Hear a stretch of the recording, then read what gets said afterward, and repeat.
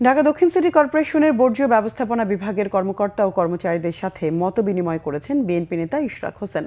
পরিচ্ছন্ন ঢাকা ও নাগরিক সেবা নিশ্চিত কল্পে এই সভার আয়োজন করা হয়েছে।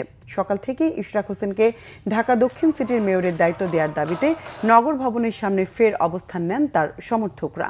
বেলা 11টার পর নগর ভবনে যান ইশরাক হোসেন। পরে নগর ভবনের কনফারেন্স রুমে একটি সভায় অংশ নেন তিনি। সভার ব্যানারে ইশরাক হোসেনের নামের আগে মাননীয় মেয়র লেখা ছিল। সভার শুরুতেই তাকে ফুলেল শুভেচ্ছা ও ক্রেস্ট প্রদান করা হয়। জরুরি সেবা চালু রাখতে ডিএসসিসির বর্জ্য ব্যবস্থাপনা বিভাগের কর্মকর্তা ও কর্মচারীদের সঙ্গে এই মতবিনিময় অনুষ্ঠিত হয়। গতকাল ইশরাক হোসেন ঘোষণা দিয়েছিলেন, জনগণের দৈনন্দিন সেবা তাদের তত্ত্বাবধানে চালু থাকবে, তবে প্রধান ফটকে তালা দেয়া থাকবে। বৈঠকের পর সাংবাদিকদের কাছে তিনি বলেন, জনগণের সেবা নিশ্চিত করতে মঙ্গলবার ৭০টি ওয়ার্ড সচিবের সাথে বৈঠক হবে। দ্রুত মেয়র হিসেবে শপথ পড়ানোর দাবিও জানান ইশরাক হোসেন।